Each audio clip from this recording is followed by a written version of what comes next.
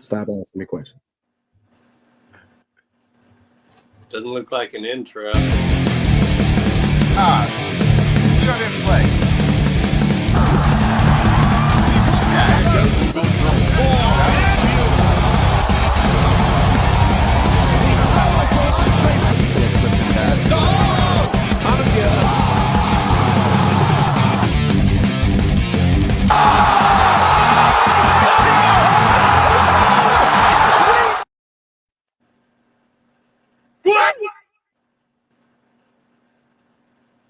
Good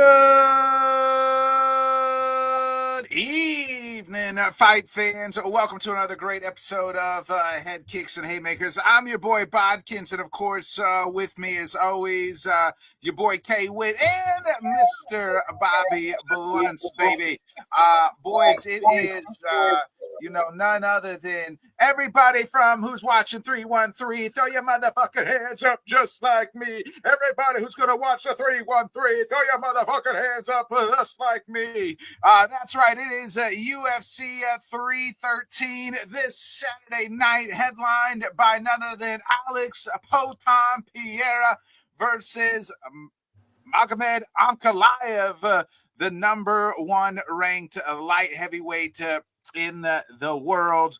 It has been a while. Ankalaev has had his opportunity. He has scratched, he has crawled, and he is back in the title scene finally against Alex Pereira in a card that's, it took a hit when Dan Hooker had to leave the card, but they replaced it with a nice piece in Rafael Fiziev.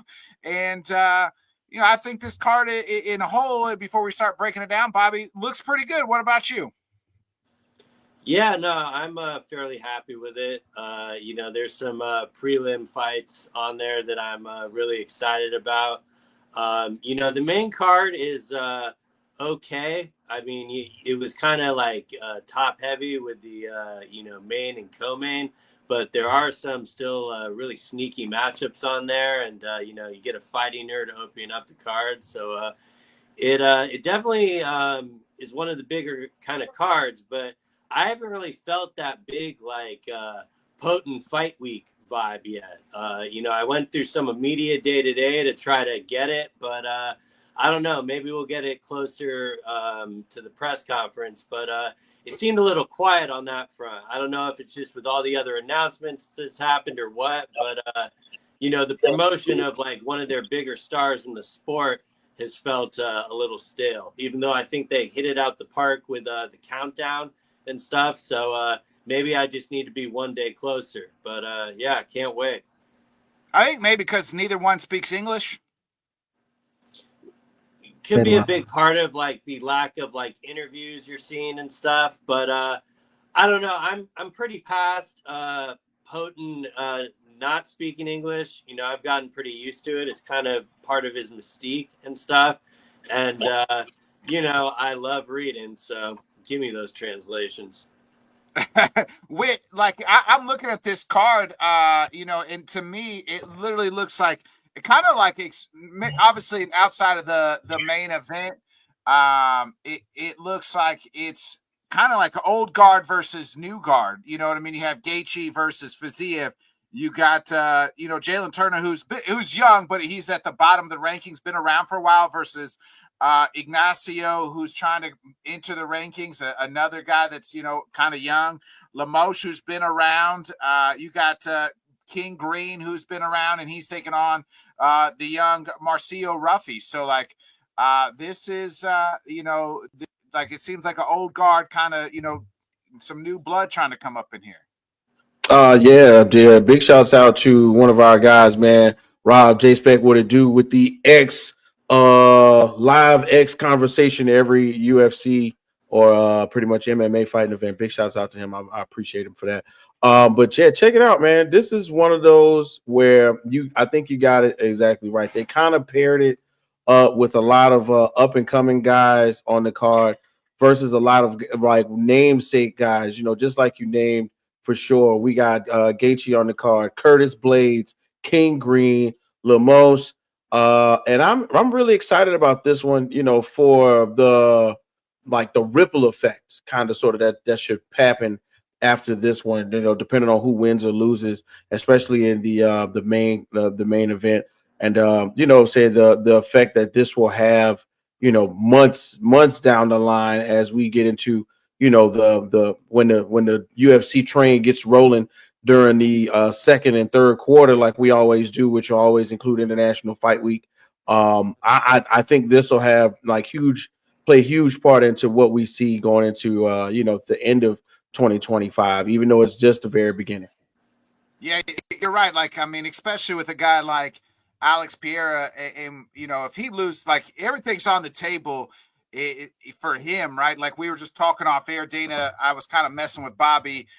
Dana had come out and said, like, Alex Pereira will get the winner of if he wins Saturday night, we'll get the winner of John Jones versus Tom Aspinall.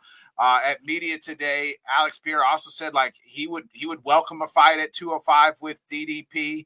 Also, he mentioned boxing with Usyk. So like everything, it seems like he's at that point where he gets past Ankalaev. He's pretty much done everything that he could do at 205 and kind of cleaned it all out, and he can do whatever he wants. But we've also seen where guys, where they get to this point, a la Kamaru Usman, and they slip on the old banana peel and are never the same. Can Ankalaev, is he going to be that guy? Rob kind of said it here. It's like he is the number one contender. He's the legit number one contender. There's not a lot of attention towards him because, this is just the pure fight fan, number one versus number two. And so I think that it's all on the table for Alex Pereira. Like he has built him. He is probably, like Bobby said, right now, maybe the most active UFC star there is.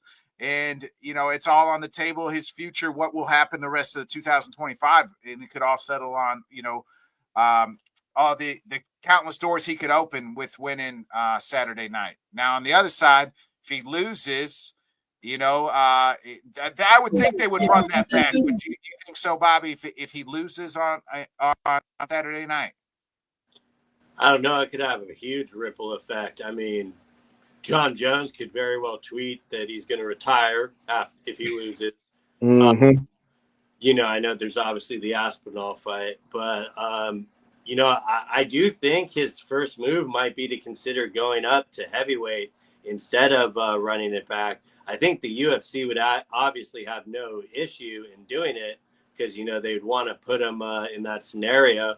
But at the same time, if Ankalaev wins, it opens up a lot of fresh matchups in the division. But, I think in the end, the favoritism to Potent is definitely going to probably go over any of that. But, I could see them running it back immediately. But I could also see him just being like, okay, I have my run at 205. Let's try 265. Oh, Rob's got a good question here, and he's probably right. Let's ask the hard question. How many stars does UFC have to headline a pay-per-view today in 2025? Well, Alex, John Jones, Stars. The names ring bells no matter Alex, when we say them. Alex.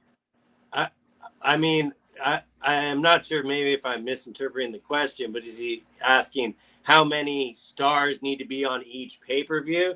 Because I think the answer to that would be, they build one main title fight and then go with a co-main. I think he's asking how many stars the UFC has.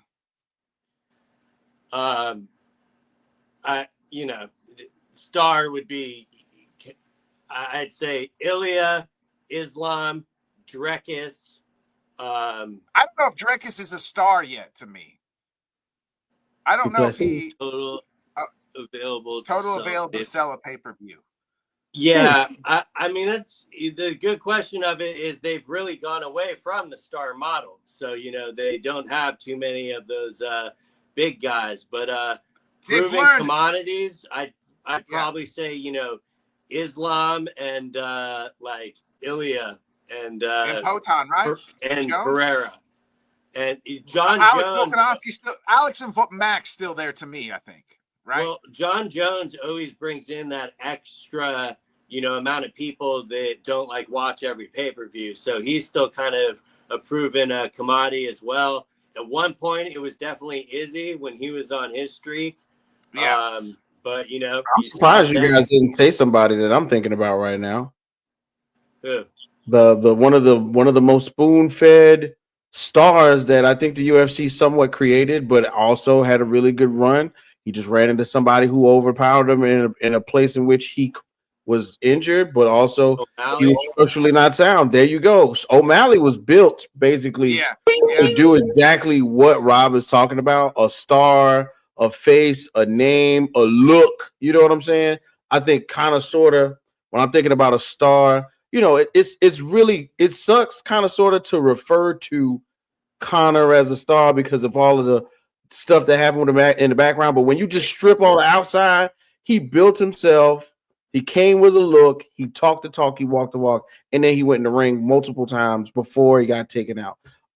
So I'm really, I would even still throw O'Malley in there. One loss doesn't take away his stardom for me. We let Connor go in there 3 or 4 times to get his ass whooped technically before we kind of, took him down a peg. So I would still throw O'Malley in there a little bit. Yeah, you're right. That's probably the guy. That's the guy they wanted. I think. With you're Yeah, 1,000% right there. I agree with you. I will say this as far as like they've done a good job. Yes, like Connor became bigger than the brand, right? And they don't want they're taking a page out of the WWE. We don't want you to become bigger than the brand. We want the brand to be the biggest thing. We don't Hmm. want somebody to be bigger than the brand.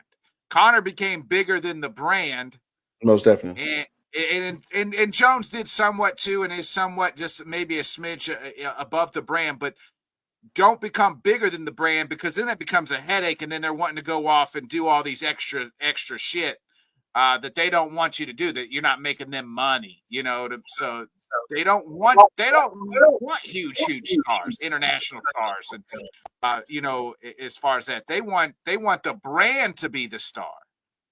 Well, They want you to especially come watch. They want you to come watch UFC.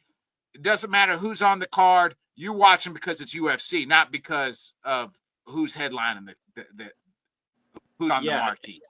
and pretty much like the news that happened today with Dana announcing, that they're going to be getting into TKO boxing. I think the writing on the wall is more than ever to the UFC fighters of you're going to have to figure out marketing yourself. It's on you. We don't even give enough shit about the sport to do that. We're going to focus doing that in boxing. So it comes down to if a lot of these guys can market themselves. And, sometimes you get some disingenuous marketing because of that. But as Dana says, it's the fight game. So, To a Yeah, degree, man, one of the things is this is the era of the self-made star. You know what I'm saying?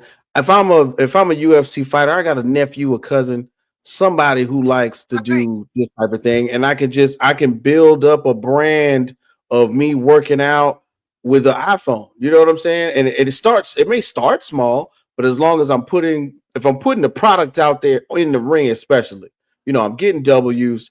I'm getting out of the ring, and I'm walking down, and I'm getting on YouTube Live. I'm getting on Instagram Live. Yeah, I just put this is what it comes with putting in hard work.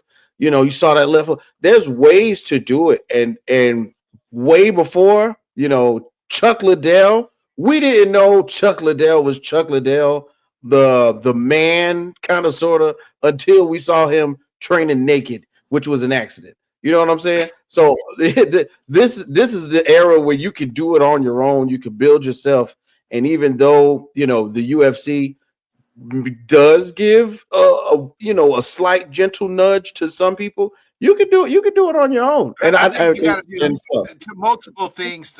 You're on the. Yeah, I agree with what you're saying. With you got to do multiple things. To that guy that fought last weekend, even though he lost, Energy Charles Johnson, like Skolnick gang, like you got to have a different kind of look. You got to fight often, and you got to perform in the octagon all at the same time. Like there was a lot of people on my social media that were tweeting about about him last Saturday, even though he lost, like even, like just before the fight and even after the fight, we're still fans of him. And this is a guy that's, um, not that, he's becoming popular, but, he's not like everyone, or he's never fought for the title at that point in time. He's just has built a nice little brand for himself. So.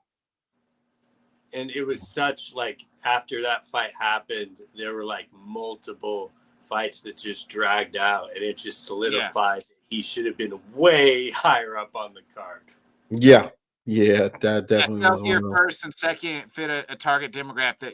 Exactly. Rob's kind of right there too. I gotta stand here and hold Monster Can, please. Stand here, hold Monster Can. Exactly. Let's get back on track here to UFC 313, 313, baby. There's some real quick. I wanted to highlight some fights on the prelim.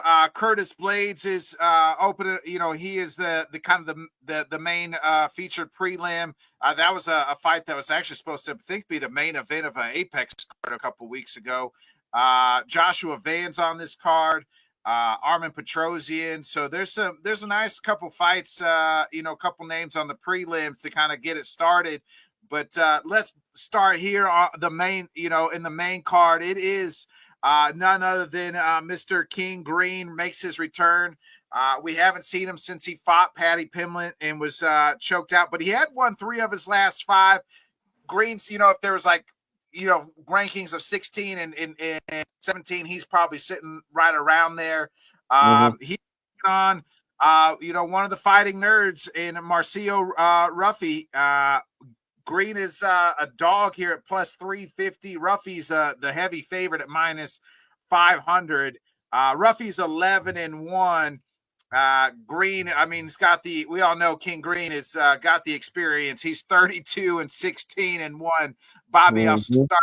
How do you see this opening of the main card going? Yeah, for sure. Quick side note before I get into that Joshua Van fight, I really wish was on the main card. Like they should have swapped that with the Lemos fight, because that was a short notice fight that I can't believe he even took.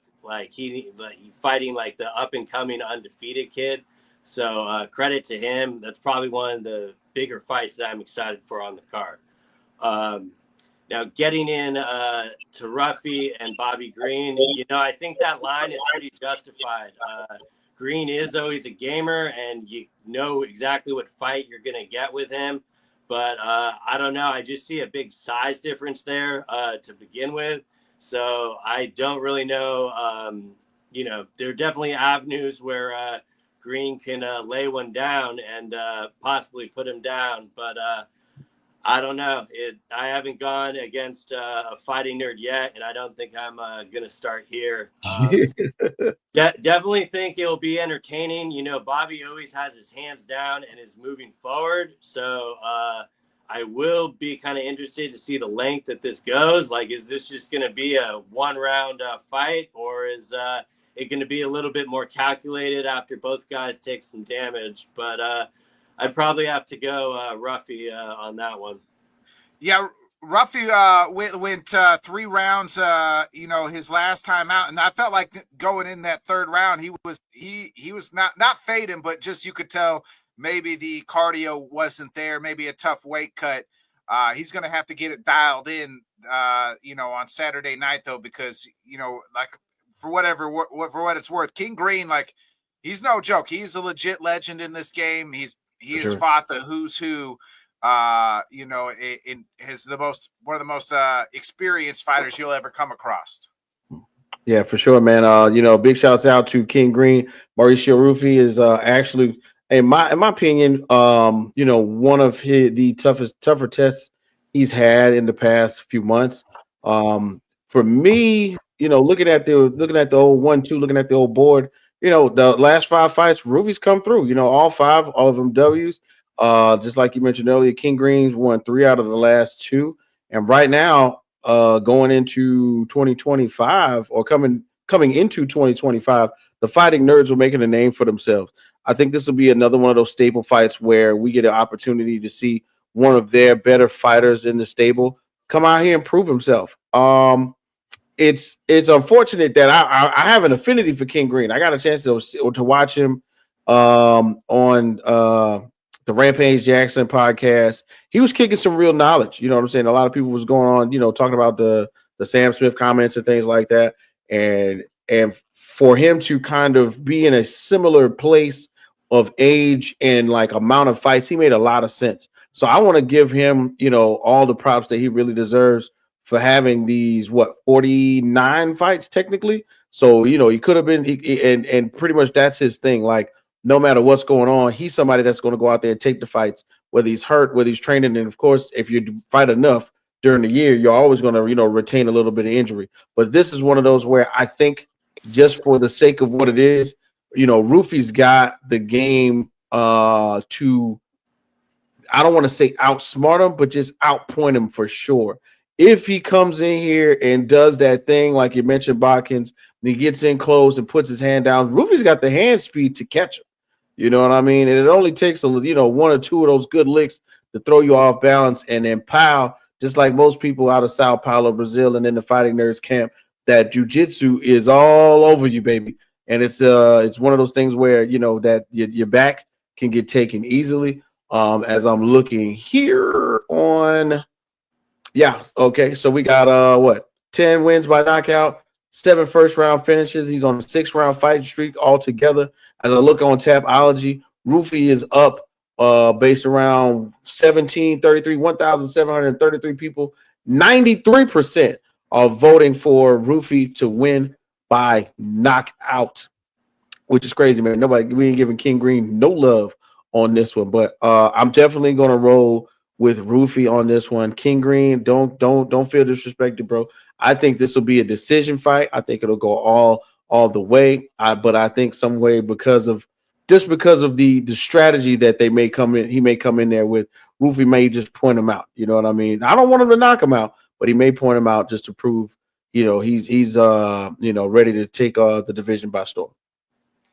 Yeah, I mean, this is another time where the UFC matches up the vet with the young guy to try to build the name, right? Like they just did this a couple, the last, really, if you look at Bobby's his last couple fights, right? They tried to do that. They tried to do it. They failed to do it against Grant Dawson. Remember, he knocked out Grant Dawson.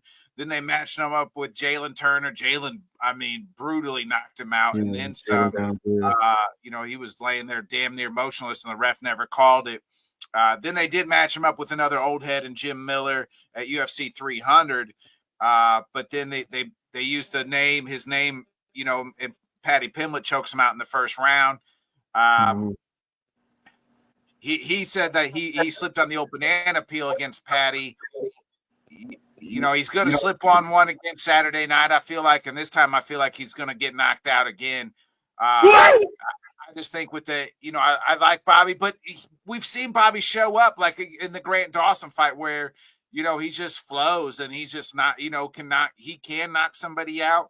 But, as Mr. Bobby Blunt said, it's hard to pick against these fighting nerds right now. That whole camp group is just on fire. So I'm not picking against the nerds, and I'm not picking against Marcio Ruffy. I think he gets it done. I'm gonna say second round, maybe even a first round knockout, baby. Let's start off the night, with the favorite here. Yeah, Avenue, because you pointed out that Ruffy did look tired in the third round. Maybe Bobby adjusts and decides to maybe, come in a little slow and see if he could test his cardio, especially since, he had a very interesting strategy in the Paddy fight where he, quote unquote, slipped on the banana peel. So, but most likely, I think they get in there. He hears the crowd and they're just going to start throwing down. So it will definitely be a candidate to get a bonus for sure because there's a reason it's opening up the main card. Yeah, and this is a spotlight, Ruffy as well too. So let's get into the next fight. We got Amanda Lemos, the number 5 ranked women's strawweight, versus the number 7 ranked strawweight in. I'm gonna butcher her name. Is it Easman Lucindo? Limoges is 14-4. She is the dog at plus 115. She has won 3 out of the last 5. But Eastman has won 4 in a row. She's 11-5. She's the favorite at minus 135. To Brazil. This is Brazil on Brazil crime here, Whit. You're muted. Wow, I was saying so much. No, I'm just kidding. Yeah, but Brazil on Brazil right here. This is actually a pretty much good one. Yasmin. Thank you so much, Paul, for the Yasmin, thanks, enunciation. Paul. Good man. We definitely appreciate pronouncing fighters' names correctly here on here on Headkicks and Haymakers. So for the most part, man, Yasmin is. I'm looking at a couple of things. I've been watching some of these clips from her fight. She's pretty dangerous on the feet.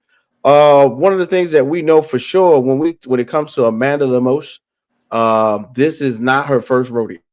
But this is also an occasion where the younger lioness can come in and knock her off of her game for sure. Right now, Lemos has been, going through a couple things, as the division is I don't want to say has moved on from her, but right now, as she is the number 5 straw rate in the division, you know what I'm saying? She's got these 8 wins by knockout.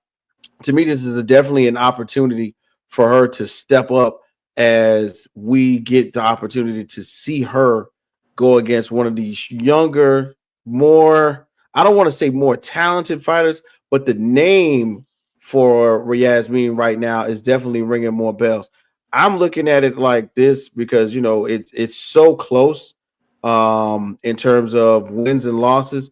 You know what I'm saying? Of course, Lemos just took an L versus Verna Jandroba, right? She got lost by armbar, and Jandroba I think had figured out how to manipulate the fight just enough to get her in a position where what I'm saying Lemos pretty much I think put herself into a really a position where she normally isn't in. You know what I mean? Normally we see Lemos with this dominant position right now. But Yasmin right now on this 4-fight win streak, we just saw her take on Mariana Rodriguez. Got a split decision about like 4 months ago. I think I watched that one if I'm not mistaken. I'm excited to see this. So in the long run, we're just going to boil it down to brass tacks, wins and losses. Tapology at this very moment has Lucindo winning by decision with 66%. That's 1566, 1,566 people went ahead and voted for Yasmin to win by decision. I think I'm gonna go ahead and roll with the old dog on this one though, and see if Lemos could go out there and do that thing that we're used to seeing her do, get those hands moving. You know what I'm saying, and try not to get taken to the ground where she's not at, where she is comfortable, but when she is in a non-dominant position, I don't really like her like that. I don't like that because it's I've seen her on more than one occasion get taken advantage of. Of course, you know what I'm saying. Zhang Wei Li is different. Of course, when we saw her fight about a year ago, we know that, but she got put in a really odd position where she couldn't get out of that one, and that pretty much is how she lost that fight. I see the opportunity for Yasmin to do the same thing in this one, but I'm gonna roll with the old dog because hopefully she learned a lesson and she's not gonna let Yasmin slip up and get her on the ground and take advantage of her. So yes, go ahead and roll with Lemos on this one. Oosh, that's the whole thing. Whit makes a good point. I didn't realize this. Lemos is 37 while Yasmin is 23, so quite the age gap here. The big dog. As far as that's a huge in fighting. Your thoughts here on the only women's card on the fight on the main card? Yeah, I mean, it should end up being entertaining either way. I didn't mean to poo-poo it when I was mentioning man on here. But breaking it down, I think I just trust Yasmin's defense a little bit better. And, also just the fact of her being younger and stuff. I would probably favor her in it. But I'm not sure the line, but I'm assuming it's like close to a pick 'em, more or less. Yeah, it's Yasmin is minus 135, Lamoche 150 plus 115. Yeah, that's a real. Yeah, that's close. Yeah, I mean, there can definitely, be like Whit was saying, the vet coming out and stealing some of those rounds and, taking her, in deep waters. But Yasmin is kind of used to, going the distance in some of her fights and stuff. So I don't really think the cardio is going to be an issue. And I just think she'll be, in the end, able to put out more output to kind of wear Limon down. So you're riding with the young dog. Yeah, I'd have to go young here. Not counting the other lady out, but at the same time, that much of an age gap, it's hard not to. Yeah, there's a time where fighters are kind of getting up there, especially 37, 30, 38, like in these smaller, mainly in the men's. I know there's like a stat that's like once you're like 35, there hasn't been a title winner, like 170 or below, I believe. I mean, this is I like Lamoche. I think she definitely has a chance. My guy Paul said it here the best that Lamoche probably hits hard. She does hit hard. She can crack. That's true. But I'm gonna go with sometimes you got to take the old dog out to the woodshed and put her down, and I think that's what Yasmin's gonna do. So I'm gonna ride with Yasmin here on Saturday night. So let's get into the third fight on the card here. It is Jalen Turner. I still don't know how this guy makes 6'4" or how he's 6'4" and makes 155. Would always be astonished. I really feel like he needs to go to 170. He is 14-8. He is the dog on the card at plus 105. He's the number 13 ranked lightweight. He has lost 3 out of 4, though. We haven't seen him in about a year, and he has taken on Ignacio Bonamides, who is 16-5 and has won 4 out of his last 5. He is the favorite here at minus 125, so it's almost a pick 'em, Bobby. Who do you like? You cut up me? Yeah, sorry. Interesting fight on the card. When the co-main event fell out, I kind of thought that there was a chance one of these guys, most likely Jalen Turner, was going to get plucked and maybe matched up with Gaethje because, it had the same weight class and everything like that. But, at the same time, looking at it, I'm kind of glad it stayed intact. Both of them more or less strike. Jalen Turner every now and then will mix up the grappling and stuff. But, he had that weird loss against Moyokano where he was winning the fight. Knocked him out damn near in the first round. Yeah, that's the last time we saw him. Yeah. So, I think he's kind of learned from those mistakes, so we won't see anything like kind of spacey like that. But, similar to the last fight, I think Ignacio is just going to, put out more output and throw more strikes. And this should be a pretty good fight as far as kind of kicking you into the co-main there.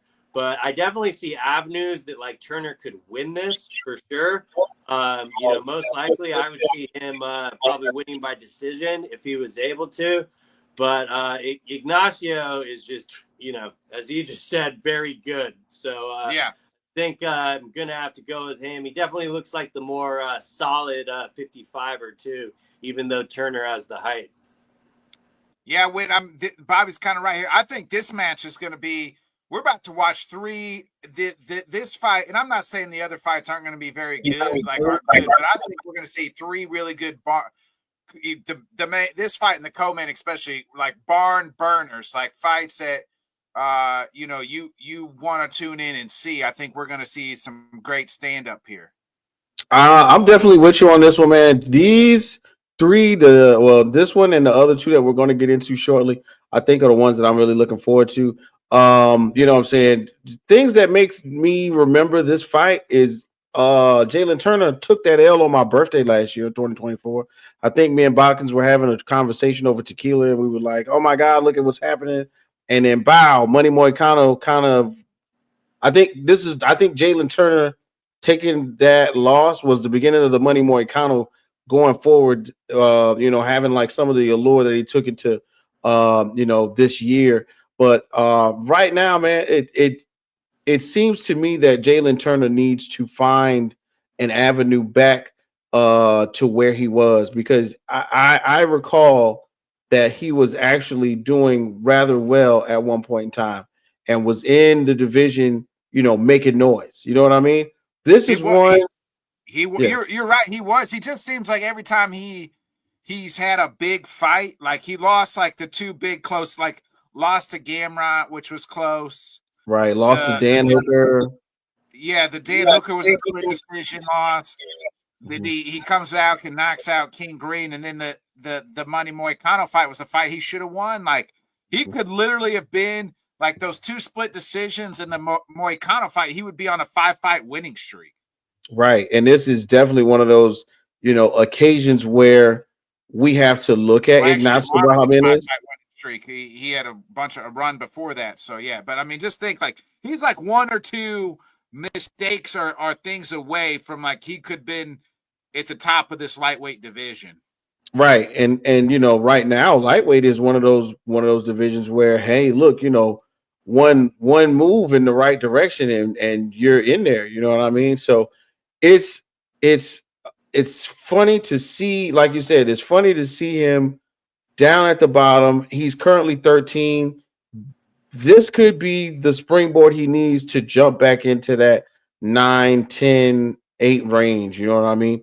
But as I look at some of the information from Tapology, Bahamondes brings the funk when he steps into the ring, coming off of a winning what 4 out of his last 5 fights.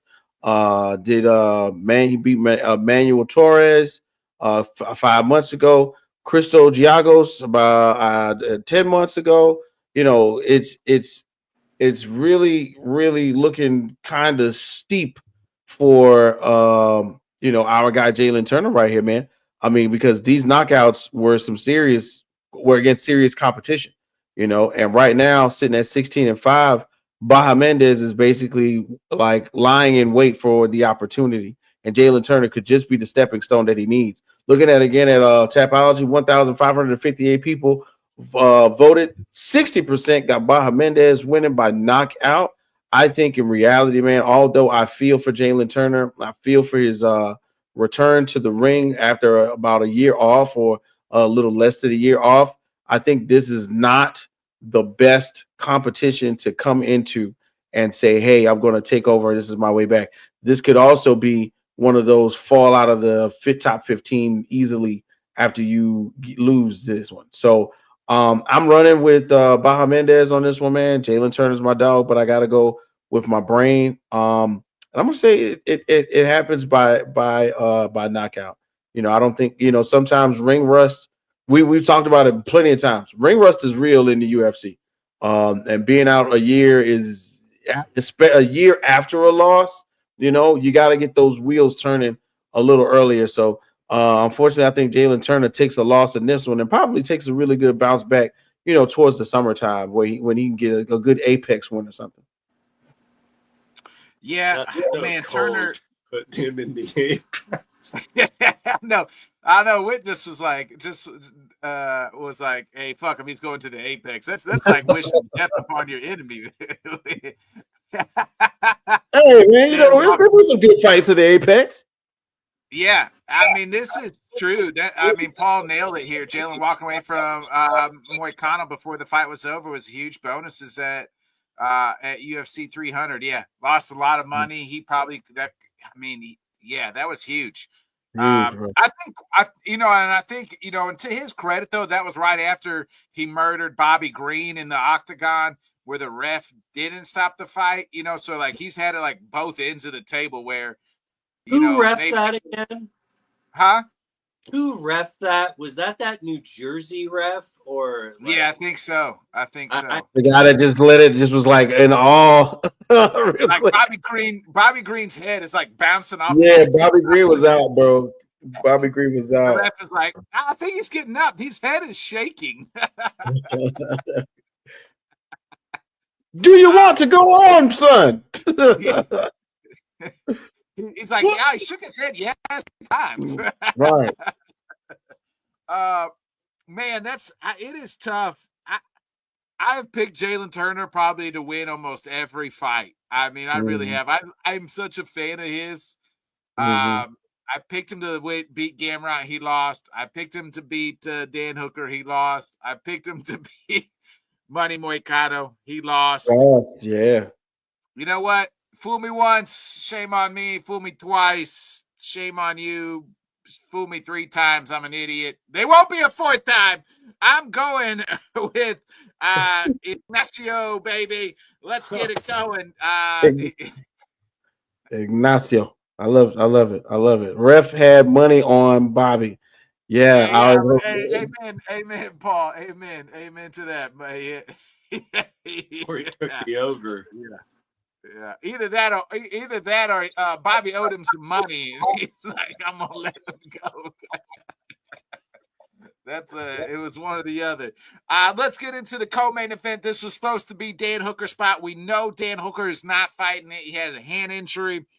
Enter Rafael Fiziev, who we haven't seen since September 23rd of 2023. So almost 2 years, a year and a half off, a year and some change off. He had an ACL injury. These two had a barn burner back in 2019, or was it 2021? I'm sorry, a couple years ago when they fought. I believe that was actually 2023. When they fight? Now I'm screwed myself up. Fiziev. There it is. Around 23. Yeah, it's about 2 years ago. 23, right? Yeah, it was 23. They fought back in May of 2023 in a majority decision won by Justin Gaethje. Obviously, we know we haven't seen Justin Gaethje since UFC 300. This is number 3. This is number 11. Justin is plus 140. Fiziev minus 170. I'm a little surprised on the odds here. Like, I know it was the majority decision that went to Justin last time but the fact that we have not seen Fiziev in over a year it is wild. And maybe you're just as good as your just last fight, but remember the fight before that, Justin Gaethje knocked out Dustin Poirier dead cold. So, you know, I didn't really think. I mean, Justin didn't look great against Max, but he didn't look I don't know. He didn't look awful. Go ahead. I'll start with you on this co-main event. Yeah, man, I'm excited about this one. To be real with you, of course, Justin Gaethje, the electricity that he brings to just about every match. 300 was crazy. Of course, we will never forget that moment. But when it comes to exciting fights, Poirier exciting, Fiziev exciting, Oliveira took an L but was exciting. Chandler, see you at the top. It was exciting. Thank you once again for Mr. Chandler coming on last week. Iron Mike, one of our favorite interviews ever here on Headkicks and Haymakers. Go check that out on YouTube. But like in real life, dog, like I think Justin Gaethje is on that back 9. I think he is. You know what I mean? And when we see our favorite fighters have those violent knockouts where, just like when it comes to any other sport, like especially like football or something, bro, when they get those knockouts where they're limp and they're on the mat and they're totally evidently unconscious, just like we saw with Max and Gaethje in the ring at 300. It's a different vibe, yo, and it's been a year. You know what I mean? April 13th. March the So 7, 8, almost 11 months. almost 11 months. You know what I mean? So it's really right around the time where the rubber's going to meet the road for Justin. And this is a time. So, Faziev with the ACL tear, I believe. Yeah. This is around that time for him too. Like I've said it before on this show. We've never seen anybody come back from that style of ACL tear in less than 8 months, unless your name is Adrian Peterson, and he just so happened to be the bionic man that year in the NFL. We've never seen it. So Faziev, right about now, this is the time where you put that knee under as much stress as possible, and you see if you can trust it. But what are we looking for in this one? We're looking for some hard competition. You know what I mean? We're looking for something to happen in the center of the ring. I really don't want to see too much wrestling on this one. I really want to see Faziev and Gaethje kind of go back at it in a similar fashion as they did in the past. I'm looking for Faziev to try to push the pace because, of course, him being out, he's got to try and make Justin Gaethje uncomfortable, and that's what I think pretty much happened with, a little bit more so with Holloway, not necessarily with Poirier. I think he just caught Poirier extremely well.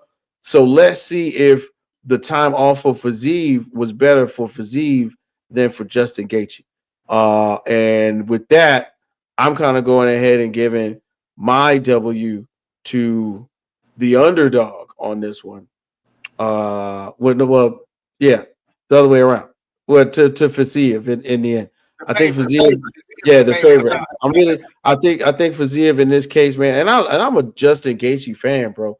I don't want to see him get knocked out. I don't, but I do think in a stylistic fight, if we see the older style Faziev, who's going to push the pace, who's going to put pressure on him, who's going to make a move, who's going to make Justin Gaethje do things that he's uncomfortable with, like random head kicks. Y'all remember that? Those head kicks look so awkward.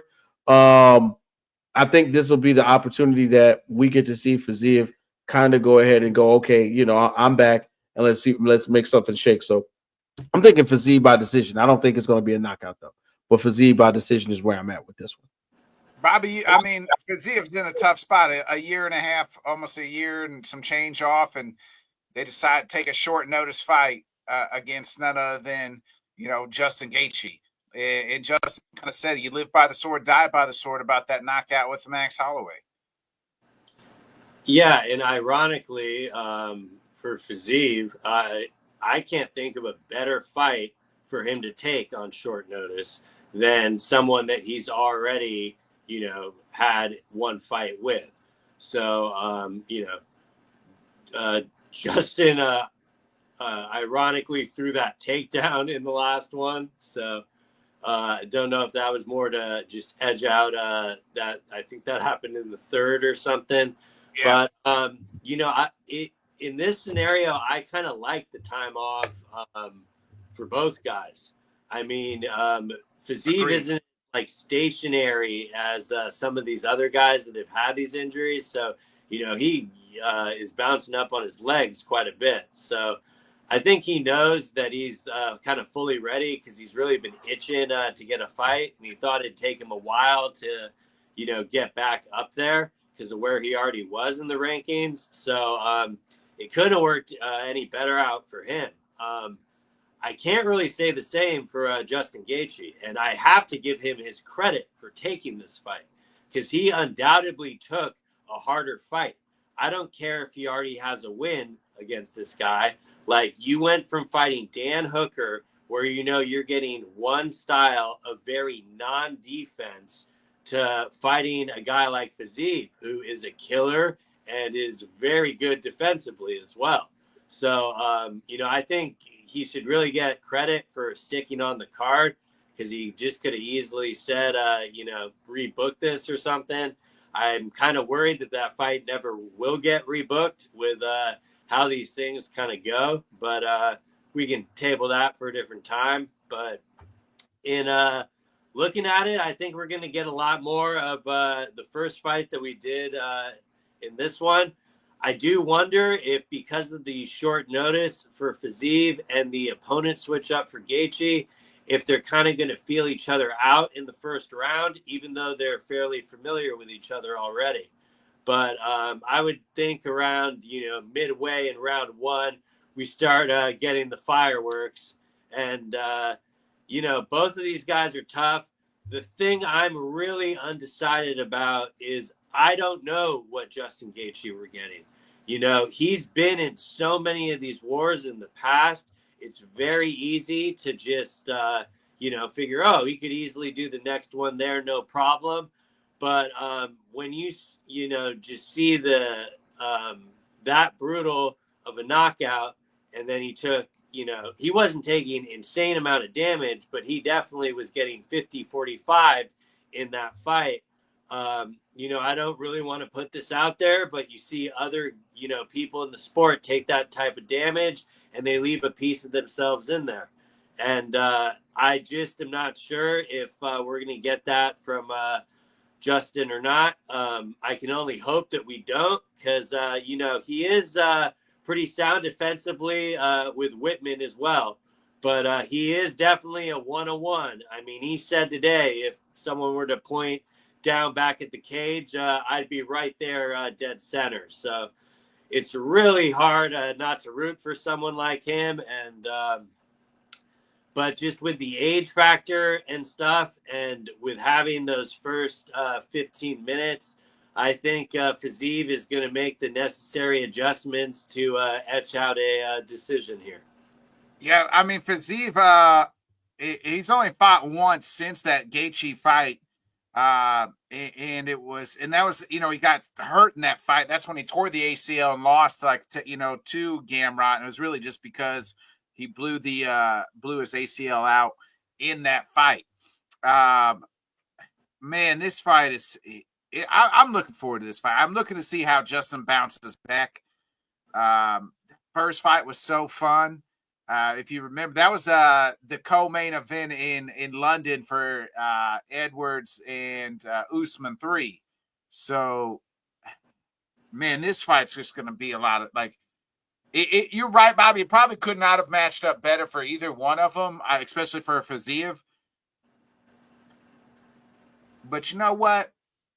Sometimes there's just a person that's a little bit different, and sometimes they got that dog in them, baby. And the dog on the card for 313 is none other than the highlight Gaethje, baby. That's right. I'll take the plus money with Justin. I'm riding one more time, baby. Justin's going to throw back the clock. Live by the sword, die by the sword. He gave himself up for 300. The MMA gods are going to give it back to him on Saturday night. Amen. Very, very spirited, very spirited monologue right there, man. It makes me almost want to switch my pick, but I'm not. I'm a ride with Fiziev, man. I'm a big fan of Fiziev. I really am. Before he took this layoff, I was a huge he was probably my favorite fighter, up and coming fighter, in the lightweight division, a guy that just didn't have that name yet. So yeah, I'm a huge fan of his as well. So I mean, that's probably the fight I'm looking forward to the most on Saturday. I'm just already looking forward to the Dan Hooker and Gaethje fight, but I love this fight. The first fight was so much fun. Yeah, man. I think Bobby said it. If we weren't getting Gaethje Hooker, Gaethje could have easily said, "You know what, man? It's Fiziev. I'm not ready for Fiziev. I was ready for a Hooker." He about his last fight. He was due to fight in the title fight. And then he got. Yeah. For the record, I would have picked Justin to beat Hooker if that matchup was still intact. Yeah, I think for sure. I think for sure I would have probably went Gaethje on that one, but to me, no matter what the outcome is, especially in a loss for Gaethje, I think he's already done enough to cement his name. You know what I mean? Fiziev's been striking. Yeah, I mean that is wild. Yeah, right. And Fiziev is a dog, and I like him, but I'll take the plus money here. Let's get into the main event, boy. It is none other than Alex Potan Pereira, the reigning, defending light heavyweight champion. It's crazy to think that his UFC debut was just a little over 3 years ago. Since then, he is 12-2. Obviously, only one loss in the octagon in the UFC octagon, that was to Izzy, and he has taken on none other than Magomed Ankalaev, who is 21-1. It is a straight pick'em. Alex Pierre is a -115. Magomed is a -105. Bobby, I will start with you. Who wins this main event and walks out the UFC light heavyweight champion of the world? Why'd you have to come to me first? Okay, so yeah, let it be on record that I've been asking for this fight for a number of months. I obviously did not sneeze at the Khalil Roundtree matchup when they made that, because stylistically that was fun.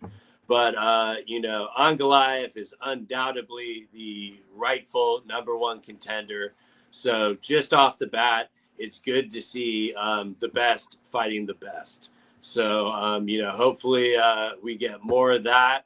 And, initially before this was booked, I was pretty emphatic that even if they booked this, I would still pick Alex Pereira, mainly just because he's able to kind of come through in these moments and, just show up with that left hook. But then, I kept looking. City so far. I kept looking more and more at the tape and going over a few things. And so going back to the Khalil Roundtree fight, I think that's a big advantage for Ankalaev that Pereira put an additional 4 rounds of tape against a southpaw out there. And, we saw where Khalil had the success with that, was kind of pressuring and giving Pereira, no room to move and moving forward. Ankalaev is pretty good at pressuring and moving forward. Definitely I would favor Potent with the left hook. But other than that, I do think that Ankalaev is a little bit more polished of an MMA striker. And what I mean by that is just say, for example, with his straight left, he's going to be able to spam takedowns with that straight left. And I think a majority of this fight will be standing, but I think Ankalaev is going to, kind of spam those takedowns to always make Pereira, look for the hips there. Now, in watching the Yuri fight, I noticed that when he braces for the takedown, he puts his head forward a little bit. And I don't know if Ankalaev can pick up on that. That could be fairly dangerous. I also think him pressuring forward could, Alex seems to accept fighting on his back foot a lot, mainly because he has insane power and he can, just knock people out. So I don't think it's going to be anywhere out of the ordinary to him, but I also think that's why he might embrace it. And in doing that, it might take a little bit of power off of those calf kicks if Ankalaev is always, moving forward and pressuring him. So the thing is, after going through all that, there's a decent chance that it's just Chama and he just still ends up finishing him in the early rounds there. So, I think that's definitely why the line is reflected as a pick'em still. Personally, I was a little surprised that it didn't swing towards, Ankalaev's way just because of the grappling aspect. But, I think people are going off his other fights where he really doesn't implore a lot of that. But I definitely think potent success is going to be in the early 2 rounds. But if it goes longer than that, I'm going to be getting nervous for Potent there. because, Ankalaev is a gamer and he's aggressive and he does hit hard. You look at the success Khalil had with him, and it was, really blitzing him and going out there. But that does go with its drawbacks. So, that's definitely kind of the fight you're getting. And that's exactly why I'm extremely excited for this. They easily could have sold me on this alone. But I don't know. When you ask me who I'm picking, I just keep going back and forth with that. To borrow a line from Witt here, my heart definitely wants to go potent. But shit, I don't know. The more and more I look at it, and the other thing that I think is not getting talked about enough is Ankalaev flubbed that first title shot that he got. And I do have to think that he has made corrections to know that, he is not going to do that again. And, it's miles high for Pereira, so I do wonder what type of pressure he feels. I would totally listen to the argument if you're saying this win would cement his legacy, so he is taking this test more serious than anything. I saw he asked Hunter Campbell, he wanted them to turn it around last year, and, the UFC wanted to build a little bit of this title thing. So I'm not counting Pereira out at all. But I think if there's one fighter in this division that's going to beat him, it's Ankalaev. So I guess after going through it and talking everyone's ear off, I've pretty much flip-flopped on my previous stance, and I'll be having to go and new here. God help us. Oh, God. Hey, that's a flip-flop, flippy-flop, flippy-flop, flippy-flop. Witt, what about you, my man? Oh man, I'm gonna try and not be on the seesaw as much as Bobby, but I understand, bro. My mind Bobby was is going through it in real lifetime. Real lifetime, right. You could see it like going back and forth on who he wanted to pick. I'm gonna tell you guys what I did. So here in my local neighborhood out here in Orange Park, Florida, man, I'm going to regular stores and I got guys, man. I'm talking about the guys who are guys everywhere. I got Robert over there at the Publix, bagging groceries. He always bumps into me. He goes, "Hey man, aren't you the guy with the show?" And I'm like, "No, we've had this conversation 20 times." Robert says, "Let's see what Ankalaev does." I got Christopher over there at Ollie's. Big shouts out to Chris. He is actually in high school and he wrestles, I believe. Every time I see him, his shirt is smaller and smaller. Big shouts out to Chris. Chris says, "Let's see what happens with the wrestling." Me personally, I'm in this boat, man, where you in order to fight Poatan, you gotta have a conviction. You know what I mean? You gotta have a good why. Because you could go in there and your career could be turned upside down in a matter of seconds if he lands one of them left hooks. What is Ankalaev's why right now? I watched some of those interviews maybe a week or so ago, and earlier in his career, Ankalaev completely forbade fighting during Ramadan. So big shouts out to all of my brothers of Islam, salam alaikum, and all of my Christians too, with the ash on their foreheads. It's Ash Wednesday. If you just in case if you know, you know. Um and I think that's a big why. So I was like, well, who's another notable member of Islam or follower of Islam, Muslim that did something during Ramadan? And the best thing I could come up with was Hakeem Olajuwon. That's right, Hakeem the Dream from the Houston Rockets. Now I know we're talking UFC. I know. And I know we're talking basketball. It's apples and oranges, but sometimes when you put the apples and the oranges in the blender, you get a fruit salad. Okay. So right now I'm thinking like, how could I have compared it? So Hakeem the Dream in 95, 96, and in 97 played 14, 13, and 15 games during Ramadan. He did not hydrate. He did not break. He did not break during any of this. Of course, they eat before the sun is up. They cannot eat or drink before until the sun goes down. This is a fast for showing Allah, God, that you are worthy. You know what I'm saying? This is a really important time for people of Islam. Is this the moment that we put that to the forefront for Ankalaev? Maybe it is. Everybody needs something. So why not that be the why that pushes them forward? And at the same time, as I mentioned earlier, let's see if this is the person that puts forth the wrestling. I read a Reddit article that only 10.65 minutes of Ankalaev's fights in UFC history have been used through takedowns. 10 minutes in a UFC fight altogether through all the fights. That's a pretty good. That's a pretty good. A pretty good amount of time. You know what I mean? So for me, the even just the threatening of the possibility of trying to get Poatan to the ground is where I think he has a bit of the advantage mentally. You know what I'm saying? Don't because what's happened? We've talked about it. Everybody said, is Alex Pereira somehow going to figure out the puzzle that is Alex Pereira and maybe wrestle him or get him in an uncomfortable position. Somehow, some way, somehow, I think that Alex Pereira is going to be ready for it. I think he's going to be fully prepared.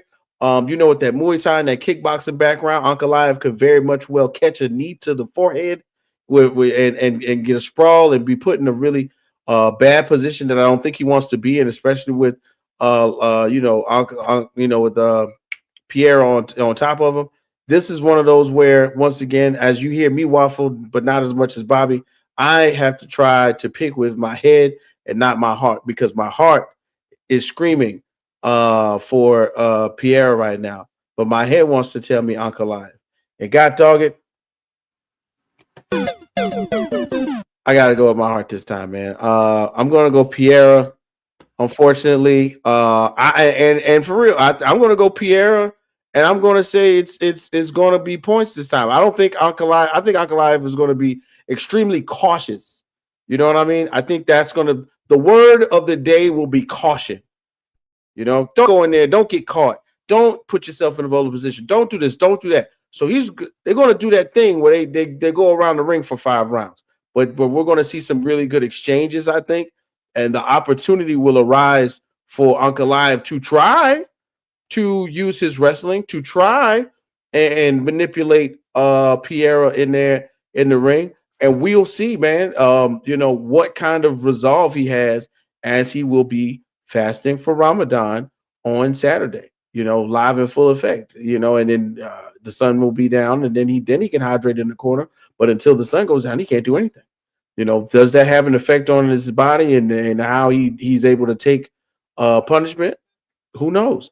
But I'm definitely excited to see this one for sure. But I'm going Pierre by decision. One of the few fights that we'll ever see go to the scorecard for a Pierre fight is what I'm thinking this weekend.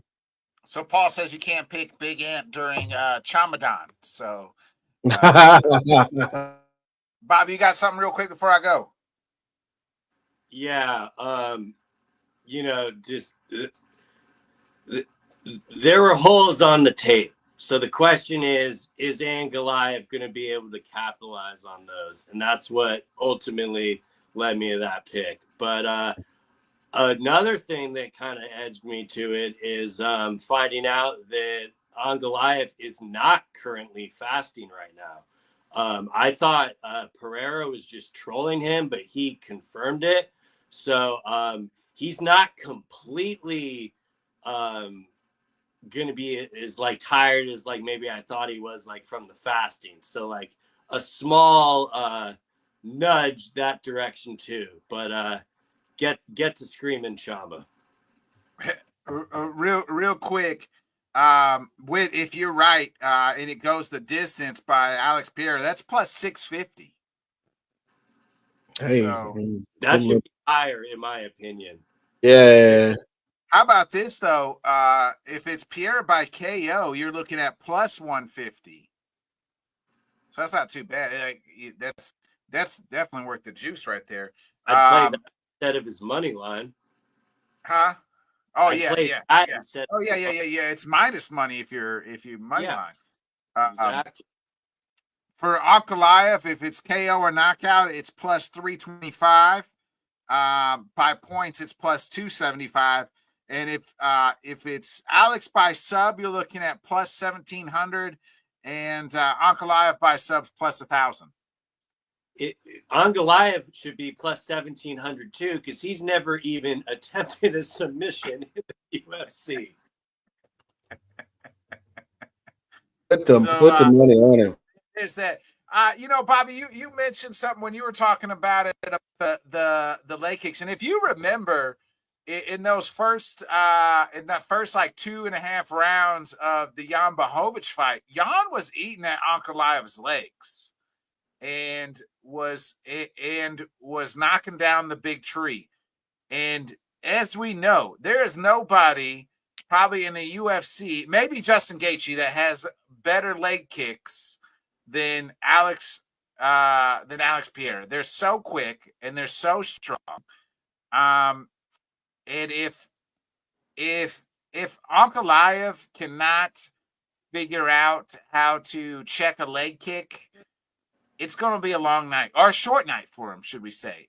Much like Yuri Prochazka, who still probably hasn't figured out how to, check a leg kick. And I think that's going to be the problem and the downfall for Ankalaev. I just, for whatever, like Alex Pierre, like I am a little nervous, like I mentioned at the very top, like everything, it seems like when you're at the peak of the mountaintop and you have all these getting ready to open up maybe other doors and avenues, this is usually when life checks you and knocks you back down. But him talking about Usyk really concerned me to that. Yes, same. So, but with that being said, I like it. Still UFC light heavyweight champion of the world, Alex Proton Pereira.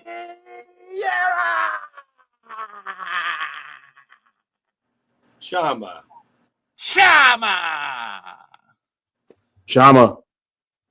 Before we get out of here, man, we got boxing to discuss. I mean, I feel like we're back in the old days in boxing. You can't spell controversy without spelling boxing on Saturday night.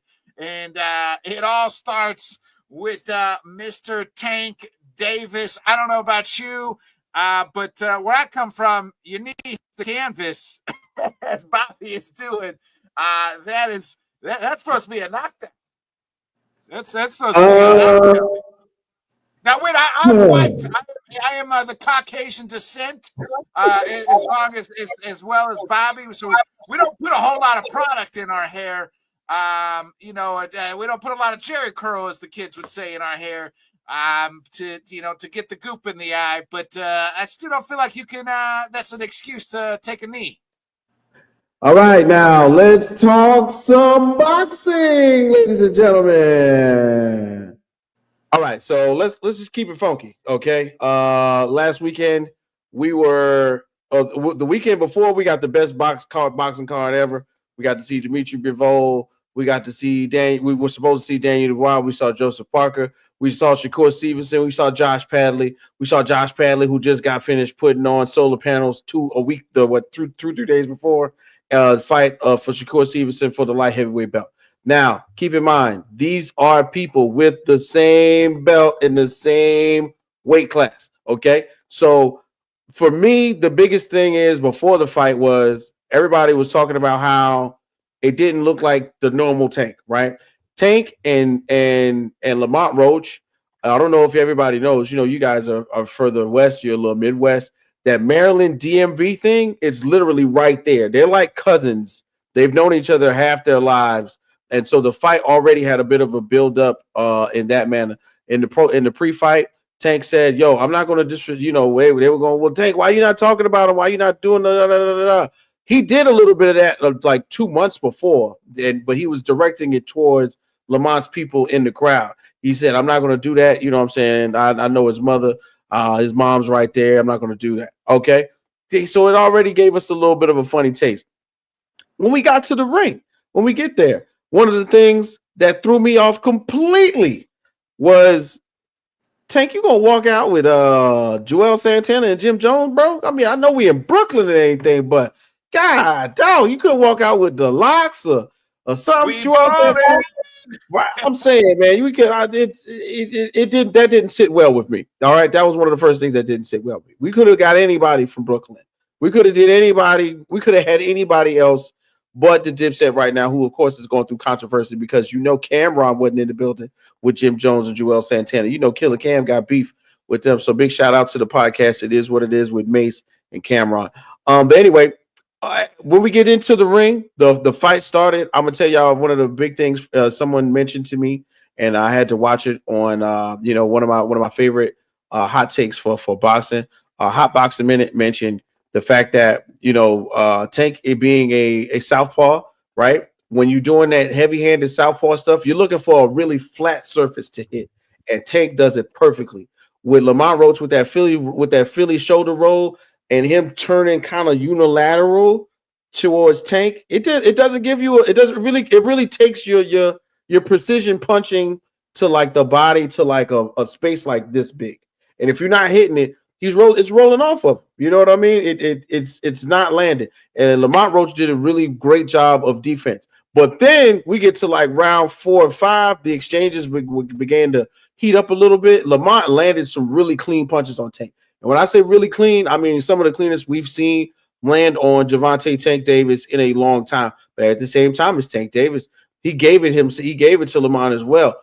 And we got to see the resolve. Like I was watching round 4, 5, and 6 going, he's really in there. He's really hanging with him. This is the best competition that he has faced thus far. Other people had began to cower against Tank by round 5 and 6. The corner man was going, hey, you look, make sure you do this. And Tank is screaming at him, yo, I got this. I got him. Don't worry. But then we get to the 9th round when Lamont seemingly began to score higher in, let's say, 7 and 8. We get to 9, and it looks, and this is me just watching the fight. It looked like a bit of a graze happened right across Tank's forehead, which the sweat did drip into his eye. Well, what happens after that, ladies and gentlemen? I don't know if you remember Colin Kaepernick, but Colin Kaepernick took a knee on the NFL football field. Gervonta Tank Davis took a knee in the ring, and nobody counted. Shout out to Derek Willis, the referee. The memes for Mr. Willis have been ridiculous as they got a chance to show. We're not gonna talk bad about Mr. Willis because he is in the Hall of Fame for refereeing. But somehow, some way, we nobody saw it. Willis even put his hand up to count and was so amazed that Gervonta got right up that quickly, ran to the corner, yelled for a towel, and got it, and then put his head back in the ring. Now, this is me right here. My analysis at that point was Tank knew that he took that knee. Tank was thinking they're going to count, but they didn't. So when he went to the corner and they talked to him, Tank immediately cut them off. Like, I know, I got him. That's that cocky side of Tank Davis going, he's not going to last these next 3 rounds, which he was wrong. He was wrong. Okay. 10th round, we got a little bit of a tie-up that took place. All right. When the tie-up happened, when you're doing that with boxing, of course, you don't really have your hands to grab anyone. But Tank pretty much wrapped him up just good enough to grab Lamont and kind of force his weight down. And Lamont looked like he took a knee. Now, Gervonta Tank Davis stands or going, oh, well, Roach took a knee too. No, he didn't, bro. The Tank pushed him down. It's a boxing thing. You got a guy, he's bent over. You put your weight on him. You lean on him a little bit, to cut off his breathing. Lamont didn't get knocked down. Lamont hit a knee, but he got right back up, okay? And right there is where even if both fighters were scored or both fighters were given the correct standing 8 count, which is what they were supposed to have, if both of them were given a standing 8 count, still would have gave us a round in which Tank would have taken the loss, which would have offset the draw. And it's simple as that. Somewhere, some way, somehow, Lamont Roach got hosed. And right now, as we look forward to what goes on in the lightweight division with they got to run that back, right? Like they got to run it right back. The rematch. No, and that's the thing. And that's the thing. You know, as we say that right now, right? It's not going to happen in 25. I don't think so. I do not think they. You got to run it back. It's got to happen it's got to happen for the purposes of exchanging a belt. Yes, this is true. But in terms of when it happens, the thing is, right now, we saw Shakur Stevenson put on the display that we always wanted to. Oh, Shakur can't fight. Shakur's a defensive fighter, blah, blah, blah. All right, he took out a guy who was 14-0, who just got finished putting up solar panels. Shakur only fights twice because he's got a fracture in his left hand, which he's also a southpaw fighter, and he fights only twice a year because he always fractures that hand. He did it again in the fight. He didn't want to admit it. Nobody says it, but he only fought with his right hand, and he knocked Padley out with a right hand to the body. Okay? So right now, the next best thing is who's going to take the money grab first? Who's going to go for the money?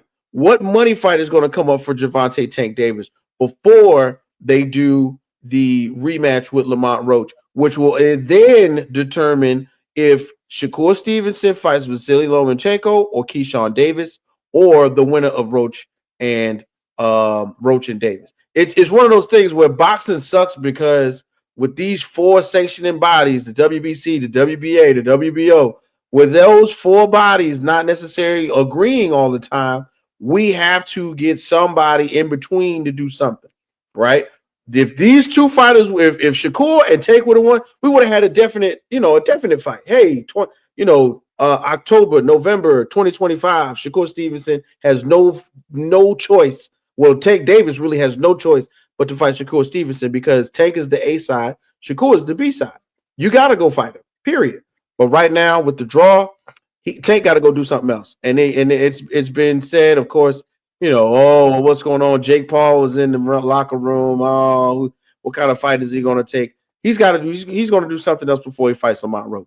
And that's what I think is going to happen.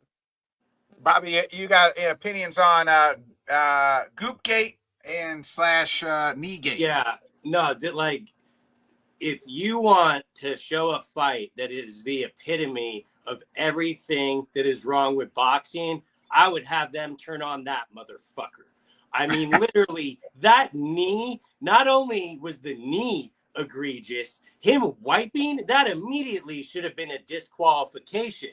That ref, I don't give a damn if he's a Hall of Famer. He should never ref a championship boxing fight again.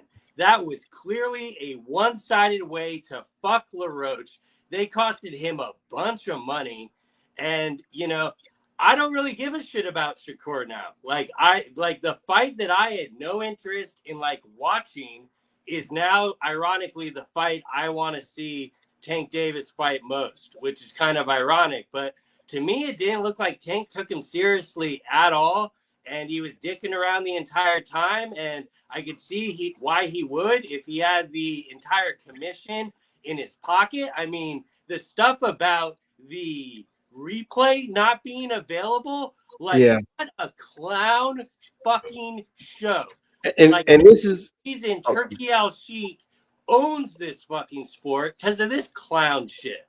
See, the thing is, okay, so how you really feel, Bobby. Right.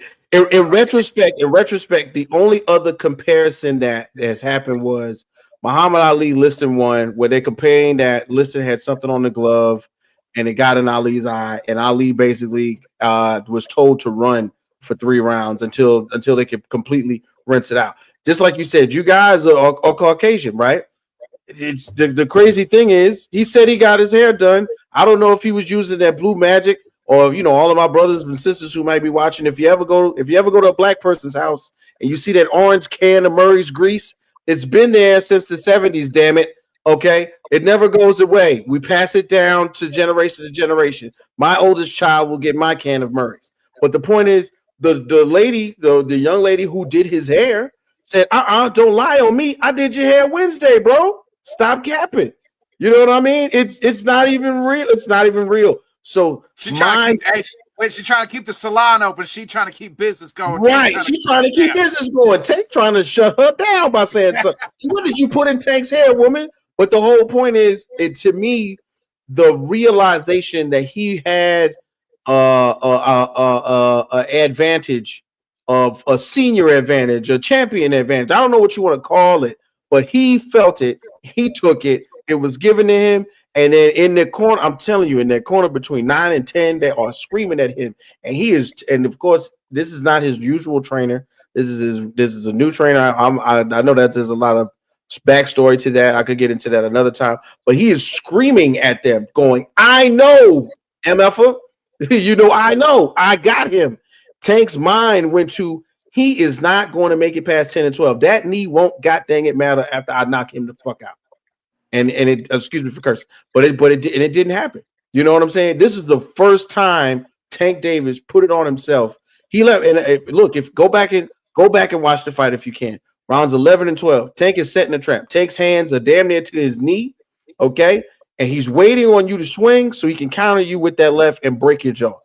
Lamont didn't do that. Lamont got in extremely, and the only way that you counteract that is you have to get damn near in Tank's immediate vicinity so he can't do that wind up and catch you with an uppercut or catch you with that left cross. That's the only thing. And Lamont fought a smart fight. He kept the Philly shell rolling. He gave him a smaller area to hit, and every time he got the opportunity to roll his shoulder, he did. And to me, stylistically, this was the best fight we've ever seen. Lamont Roach landed, I believe, 140 more punches than Tank Davis did, if I'm not mistaken. Hold on, wait. I was 121 more punches than Gervonta Tank Davis. Davis landed 6 more power punches than Lamont, while Roach landed 15 more jabs. The points that you are scoring the fight by, Lamont had everything except for the power punches, which of course are going to come from Tank.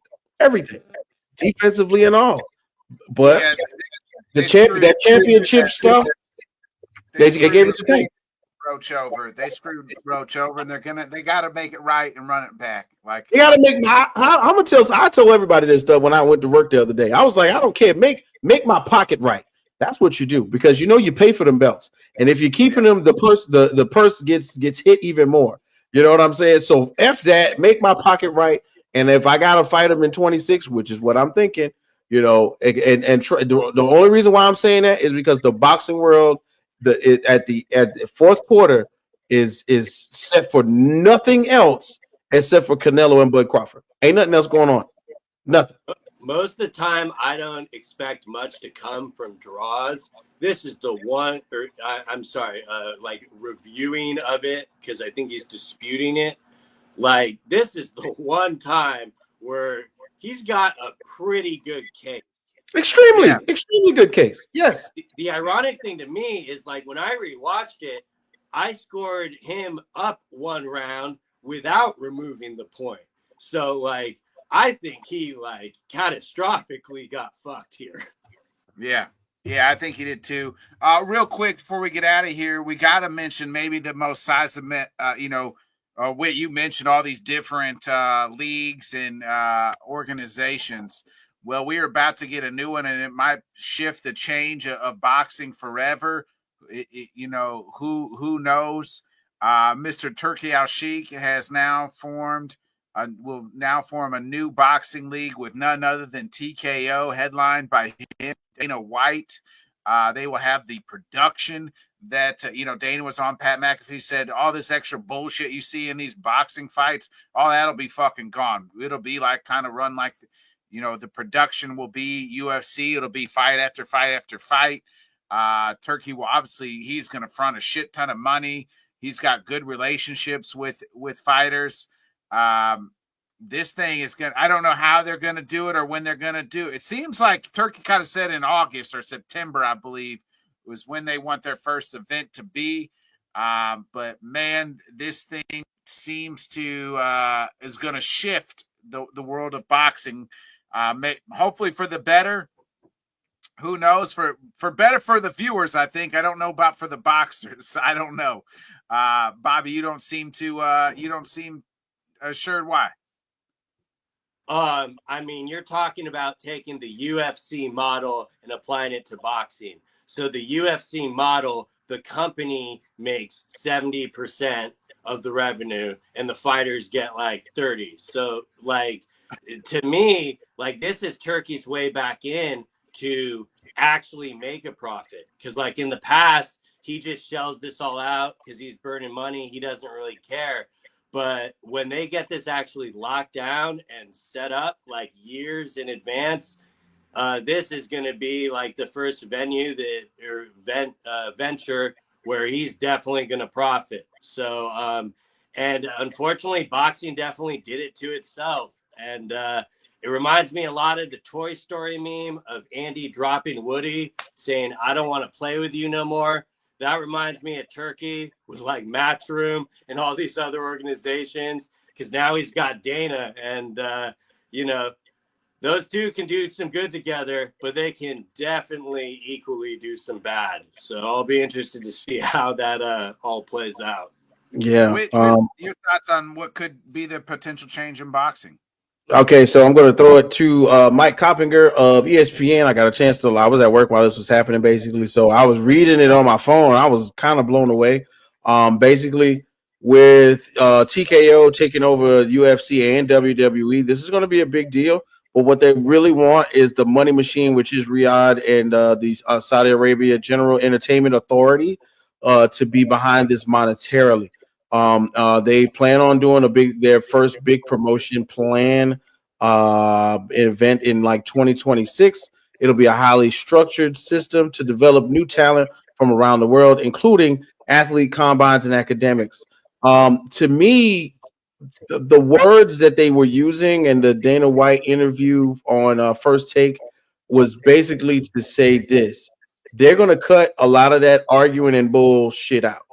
Okay, when Al Heyman and Paul Krieger, even though they're Paul across the Paul's in England and Al Heyman's over here in a bulletproof Humvee that nobody knows and can never clearly identify, where Al Heyman is. They're going to cut a lot of that out. Okay, none of that middleman, A side, B side, argumentative things that have happened. The guys from Top Rank, the guys from Matchroom, Golden Boy, Money Team, all of these different names and entities which control multiple boxers in different pretty much what you would call divisions, so to speak. All of that's going to be thrown out of the window. The money part that normally everybody goes to Turkey Al Sheikh for, where he pretty much gives you what you want, Dana White's going to step in and go, we ain't doing that bull. Nah, that's over with. You're going to come here. You're going to fight on our platform. We're going to come to an even keel agreement, and you're going to grow. Period. You know what I'm saying? Right now, they're going to go 12-12, though. I don't think they're going to go 12. They're fighting on 12-12. No, I mean, but in the aspect of what could be built, I think literally the idea is that Dana White is in there to be the pit bull. Period. Dana White is in the room. You're not going to before Turkey Al Sheikh is a nice guy. He's from Islam. There's a respect factor that goes along with them doing business. And they're not necessarily going to tell you that they see you screaming or spewing or asking for BS to your face. Now we got Dana White in the room, so to not have Turkey Al Sheikh step out of character. You know what I mean? Turkey Al Sheikh's not going to step out of character. The oil barons aren't going to step out of character. They're not going to tell you that they got the two other real benefactors watching on a Zoom camera. You know what I'm saying? Typing messages to each other, going, "Yo, this ain't it." They got Dana White in the room. This isn't right. You need to make it right. Get out of here when you come with a reasonable offer. Period. And then they're going to get the boxes in the ring, and that's what Turkey Al Sheikh has won all since 2024 when he began to shake up 23 really, when he began to shake up the boxing world. Turkey can get the guys in the ring, but Dana White's going to make sure we're not getting screwed over with the money when it comes to TKO. So I'm excited. First event's going to be in 2026 possibly. Can't wait. They said September, like this September, August or September, they're going to have an event. It's a possibility. The report says 26. The report says 26. If it does happen this year, I'll be excited, and I'm definitely going to tune in. You can't even explain to me. I don't even care what it is or who it is. I'm going to be tuned in just because I want to see exactly what's going on. Yeah, that Marvin Vittori Apex card, we should use that pod to get into this a lot more because we're not going to be breaking that thing down too much. Yeah, we'll talk a little bit more about this and some other things next week. Bobby, you got any final thoughts before we get up out of here? Not really. Maybe final thoughts on the UFC 313. Look for Marion Santos, won the Ultimate Fighter. He's making his UFC debut. I'm glad they gave him a debut with an actual crowd and not at the Apex. So kudos to them. Excited about that and the Joshua Van fight. But other than that, yeah, get to the fights. Whit, any final thoughts before we get up out of here? Man, hey, once again, thanks for doing the Headkicks and Haymakers. This is an exciting year for boxing, ladies and gentlemen. Some really big things are happening. I don't know if you guys got a chance to see the fight, but the Mexican monster was there. Mr. George Benavides. He did pretty much say, "Hey, screw Canelo. Canelo's going to do what Canelo wants to do. I'm working it out with Turkey Al Sheikh right now." So I'm excited to see, among other things, in 2025 when we will see a Dimitri Bivol, fight, which will involve the Mexican monster in 2025. That will be a sight to see, along with, of course, later on in the year, Canelo Alvarez versus Bud Crawford. So much good boxing, ladies and gentlemen. Let's keep our ears and eyes open for it. And I'll be looking out for the Bivol trilogy. All right, folks, that does conclude another great episode of Headkicks and Haymakers. We'll be back next Wednesday. We'll with our 313 post show. We'll talk a little bit more of the boxing in this TKO, merger with Turkey Al Sheikh as we learn more about it as well. So as the information rolls out. Other than that, folks, be a friend, tell a friend, like, subscribe, share. Appreciate everybody tuning in on the chat. Real quick, shout out to my daughter. Happy birthday, Jordan Marie. She turns happy birthday. She turns the big 1-3. So other than that, be a friend, tell a friend, like, subscribe, share. We'll see you next week, folks. Peace. I love it. You guys are so great. Go. Thanks so much for joining us, and until next time, let's talk sport, friends. Thanks for watching.